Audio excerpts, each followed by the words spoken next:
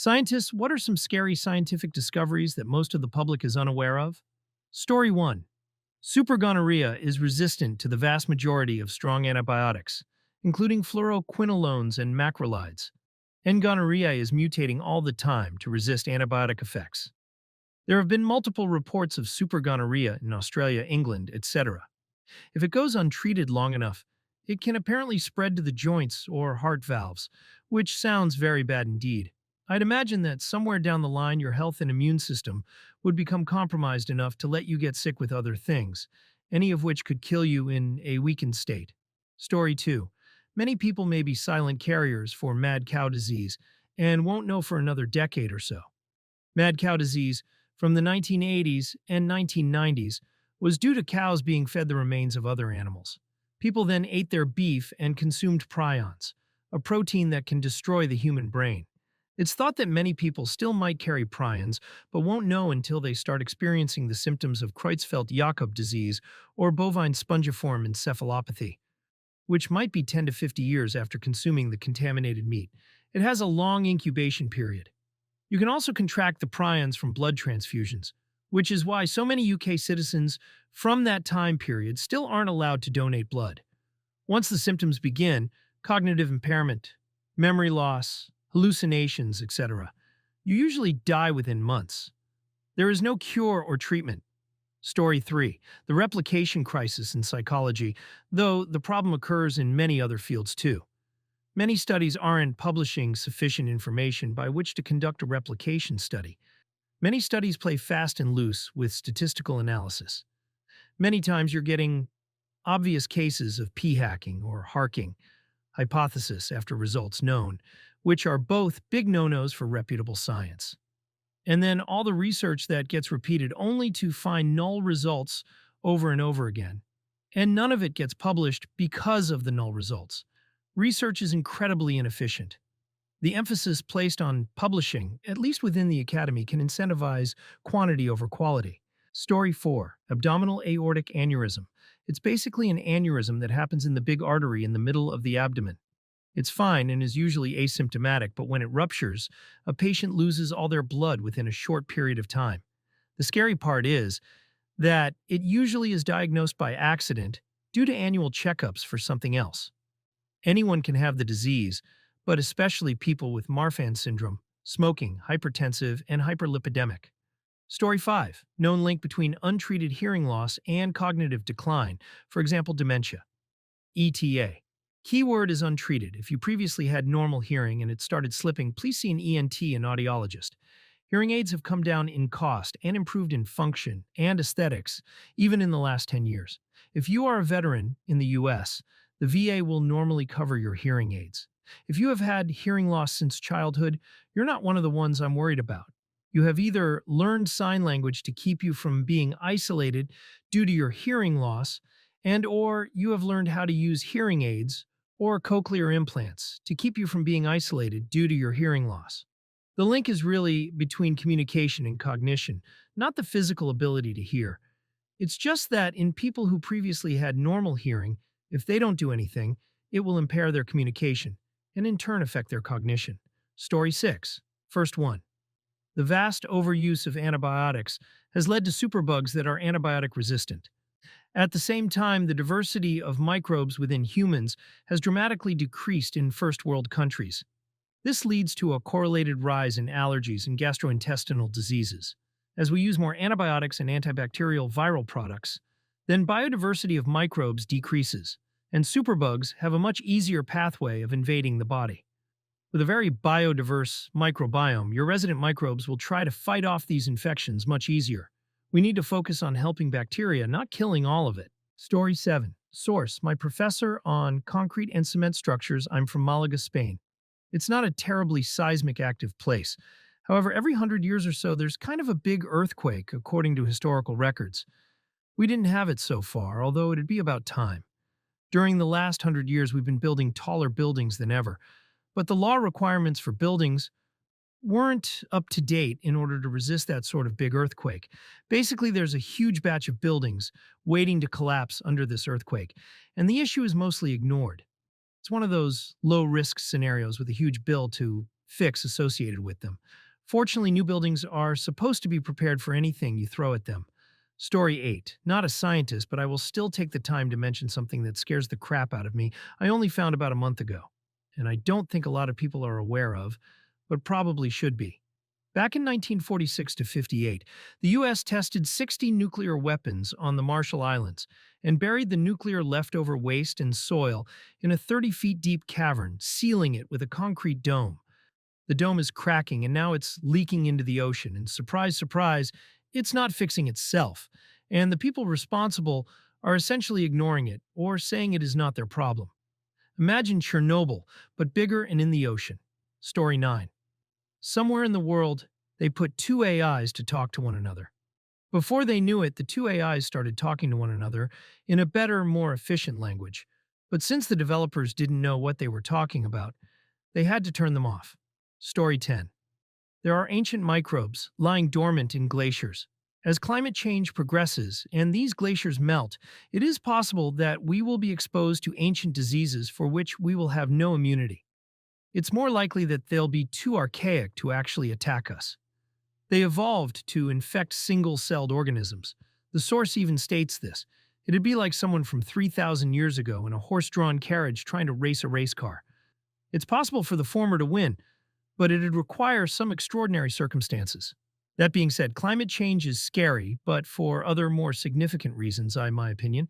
Story 11. The Higgs boson, which was hypothesized decades ago, was discovered via the Large Hadron Collider. Its real-life discovery proved that it's what gives mass to everything. But there's a non-zero chance that a Higgs boson can drop to a lower energy state, and because of the law of entropy, it's the preferred state to decay to a lower energy state if possible. The influence of a low-energy state boson would kick off a chain reaction causing other Higgs bosons to drop to a lower energy state. The problem with this is that if a Higgs boson drops to a lower energy state, then it can't give mass to things anymore, which has universal implications when mass doesn't have mass anymore. It's theorized that the infinitesimal small probability of this occurring could lead to a circumstance where the universe as we know it disappears. Essentially, it would occur like an absolute void progressing through the universe. Low-energy state Higgs bosons infecting any other Higgs boson they come across. Maybe the closest thing to a Thanos snap, but it causes everything to disappear in the universe, but only at the speed of light rather than instantaneously. Story 12. The star Betelgeuse in Orion may be about to go supernova. We've known it's going to go supernova soon. That's astronomy as soon as it could be tomorrow or in 200 years. Betelgeuse is a variable star, so it gets brighter or dimmer all the time, but it just got dimmer than we've ever seen it before. No one's 100% what's going on. If Betelgeuse does go supernova, all of our satellites and stuff will be fine. The solar wind will protect us. The main problem is, we'll have no night for a while, maybe weeks, so it'll really throw animals off. Story 13. Artificial General Intelligence, AGI. In other words, a digital computer that is superhuman in all cognitive tasks. Humans are imbued by evolution with a sort of general learning algorithm, but it's running on a very slow biological computer with low input or output speed, talking, tapping thumbs, reading, etc. Once we can implant that algorithm in silicon, a computer chip, there's a good chance it'll be superhuman in a matter of days or less. Sort of on the level of intelligence gap you might feel between you and a mosquito. At that point, it doesn't even have to be malicious to destroy all of humanity. As Max Tegmark has put it, the real risk with artificial general intelligence isn't malice, but competence. A superintelligent AI will be extremely good at accomplishing its goals, and if those goals aren't aligned with ours, we're in trouble. The implications of this would be all-encompassing. It would change the whole game, and many top experts believe it could happen within the next 10 years. Story 14. There is a village somewhere at the North Pole with permafrost, which means the ground is always frozen. They buried some of their dead from the plague some 100 years ago there, and these diseases still survive there. The plague is still quite alive, and people get infected with it every year in America alone. It literally never went away. We simply developed medicine to treat it, so it isn't a problem anymore. Bubonic plague is commonly found in prairie dog populations in the U.S. In fact, handling rodents is the cause of almost all of the outbreaks, of which there are usually about a dozen people infected every year in America alone. It's also no longer lethal thanks to modern medicine, and modern quarantine procedures are usually more than enough to contain an outbreak. And this version of the plague has evolved since the 1300s. Older diseases are often ineffective because their potential hosts have already developed some level of resistance to it. If you have European or Asian ancestry, your ancestors probably encountered it at some point and had a genetic trait that made them more resistant, either less likely to contract it or at least less likely to die from it once ill than those who did die. And they probably passed it on to you. Story 15. Second one, our immune system is very amazing at what it does, but it is also super dangerous. B cells and T cells have the potential of being very self-reactive. They can slip past cells that are supposed to kill self-reactive immune cells, and they can cause autoimmunity. To help combat autoimmunity in super important parts of the body, eyes, genitalia, brain, etc., then these areas become immune privileged. Basically, immune cells can't go in those areas at all. One of the most terrifying things is infections using those immune privileged sites to their advantage. In Ebola survivors, the virus can hide in those sites and reinfect the patient later on. In one case, Ebola was in the eye of a survivor and caused his eye to change color. In other cases, Ebola was transferred as an STD because it was hiding in the genitalia of a survivor who transferred to their partner. Story 16. Not a lot of people know this, but there are these particles called strange quarks, and these are being produced in some neutron stars, L. But the scary thing is that if one of these touch another particle, that particle turns into a strange quarks, and then it continues to grow until the universe is consumed in strange quarks. Note, the universe is huge, so you shouldn't worry too much about it, but it can still happen. Story 17. The climate change thing is simultaneously overstated and understated. Life on Earth will not end in 10 years. No credible scientist ever claimed this. But we are in the midst of a serious loss in biodiversity and biomass. And those are not things that can be restored quickly or easily. Climate changes, but it is not supposed to change this much, this quickly, and it's such a complicated system. Humanity's relationship with global ecology is fundamentally unsustainable and will undergo radical alterations in the next century, whether we intend it to or not. That's the threat we face, no more and no less. Story 18. The fact that you can edit genes from the comfort of your home. The protocols are out there. The literature is too. The materials are easy to obtain. Asia has a lot of unregulated production of anything biochemistry related. It's where I get my phytohormones. This means that a kid with some free time, roughly $5,000 to $1,000, and a heap of motivation could potentially create something world-threatening. It might not work on the first 100 tries, and you can try 100 times within a week. But once it does, there's no stopping it. I know for a fact that not a single country in the world has developed a working protocol for a shutdown or containment. Roughly a year ago, I informed someone working in the anti-terror division about this. I said that I modified brewer's yeast by cold shocking it in a suspension with wild-type yeast DNA to make some new craft beers, and that anyone could do that. Not just to yeast, but to a whole lot of microorganisms. I was asked to come and give a lecture about this, so that the AT team would have a clue about how biochemical warfare could potentially be prevented and contained.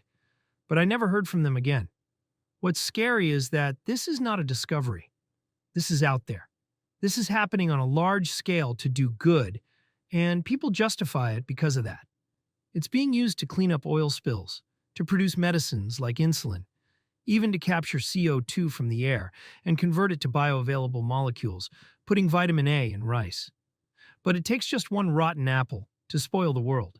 Story 19. I have a few strange matter, with an effect not unlike vacuum decay, this time caused by compression of particles in the core of neutron stars to the point of fusing regular quarks, up, down, etc., into strange quarks, that some physicists hypothesize could be more stable than regular quarks. Again, creates a cascade turning everything it touches into strange matter, for which we don't yet know the properties of, supernovae and gamma-ray bursts. Any supernova closer than 1,000 light-years could damage Earth's atmosphere. Gamma-ray bursts are even faster and more dangerous. It's estimated that there are more than 3 million stars within 1,000 light years of the solar system. Space is really, really big. It's hard to find stuff. Stellar black holes are really small and can't be detected if they're not interacting with anything. Some models suggest that there could be tens of thousands of black holes hiding in our galaxy. Blue ice. It's the name given to the frozen sewage material that is leaked mid-flight from commercial aircraft lavatory waste systems. If it falls, it can damage roofs, or even you. So yeah, you can be walking on the street one moment and in the next, die, impaled by frozen pee. Story 20. Not a discovery, but aiming for one. We're in the middle of a second space race. And although in the lead, the US is quickly losing ground. And this one matters way more than the first one did.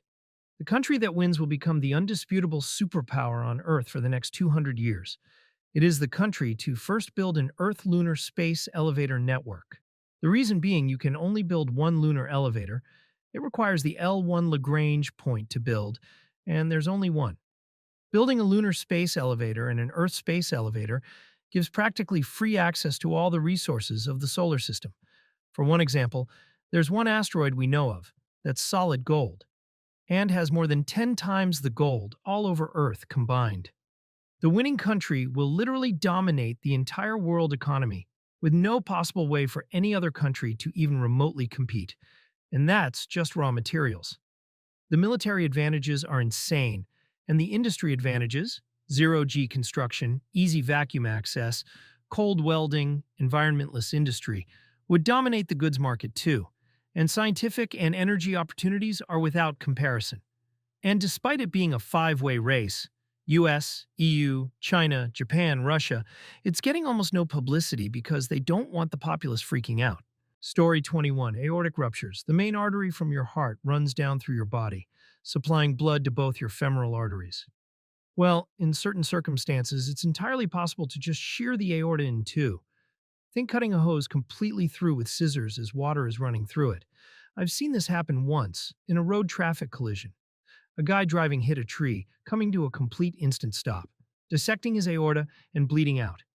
Estimates from last time I looked for survival are 1 to 2 minutes at best.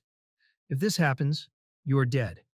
And to put this into perspective, you build up enough energy for this to happen when you are near or surpass 30 miles per hour when driving. Vehicles are crazy dangerous. Be careful out there, people. Story 22. The night sky is just an illusion. When you look up at a star, that star might be 80 million light years away, meaning the light from that star took 80 million years to reach Earth, which means you're looking at a star that is from 80 million years ago and isn't actually there today, which means the night sky is a night sky from millions of years ago. What would the sky look like today? There's a theory that if we can invent something to go faster than the speed of light millions of light years away in a few days, weeks, or months, you'd be able to look back at Earth and see dinosaurs walking the planet. Time travel is real. We just don't have the advanced technology to do it. Story 23. Quantum theory had its first successful test a few years back. I don't remember exactly where, but somewhere in the world, an American research center was able to successfully teleport protons. The implications are we are nowhere near to living organisms, but might be less than 50 years away from teleporting data, meaning no more Mbps. Data transmits instantly worldwide. No speed, no delay. They did not teleport protons. That's the over-sensationalized headline, but not at all what happened. They used quantum entanglement to possibly clone a particle in two locations at the same time. This could potentially lead to communication at speeds greater than the speed of light, but only if repeated and very carefully harnessed. The rest of your post is also garbage, because the only thing this would change is the speed at which information travels from A to B. You would still have a data rate in Mbps based on how fast you can alter the spin of the tangled particles, and how many particles you had to use simultaneously. It would remove latency, but not affect bandwidth substantially. The only effect on bandwidth would be the same advantages gained by quantum computing, where 2 bits of information could be transmitted for each single entangled particle. But that's if there's a lot of work done between the test and that point, on both quantum computers and quantum entanglement in general. This wasn't some huge world-changing event like you claim.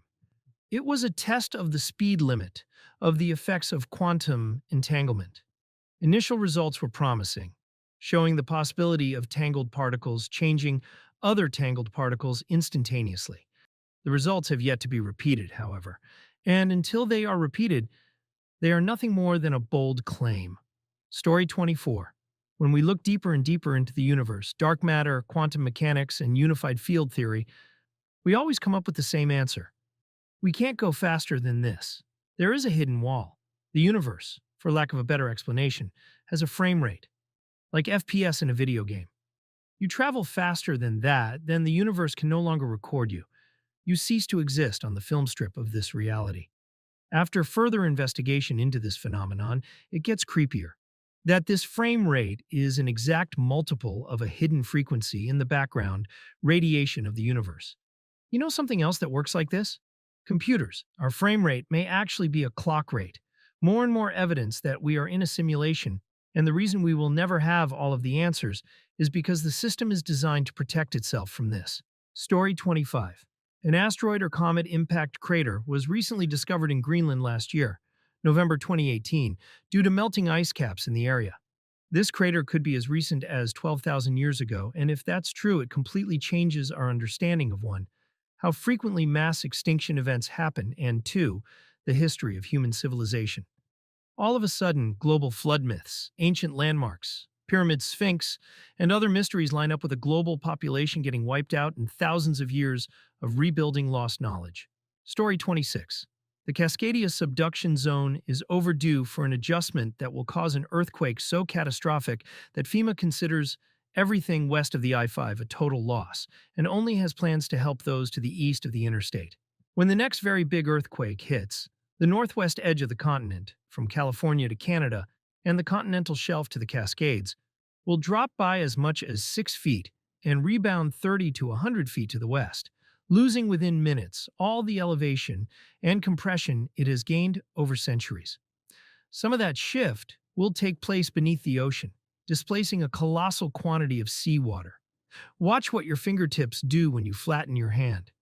The water will surge upward into a huge hill, then promptly collapse. One side will rush west, toward Japan. The other side will rush east in a 700-mile liquid wall that will reach the northwest coast on average 15 minutes after the earthquake begins. By the time the shaking has ceased and the tsunami has receded, the region will be unrecognizable. Kenneth Murphy, who directs FEMA's Region X, the division responsible for Oregon, Washington, Idaho, and Alaska, says, "Our operating assumption is that everything west of Interstate 5 will be toast." Story 27. Entomologist here. While not new, maybe ongoing is a better term, new mosquito-borne diseases. Remember Zika when it showed up? It's far from the only horrible disease you can get from certain mosquitoes that's often a virus with no treatment with high fatality or severe effects. New ones can still pop up like Zika did, which is scary enough, but certain species of mosquito like Aedes aegypti that are invasive to many countries tend to carry these human diseases. What doesn't make headlines but is brewing in scientific discussions is that these species are finding their way into new areas, whether it's by shipping or warmer weather. When a new species is found in a state, that isn't always going to make newspaper headlines,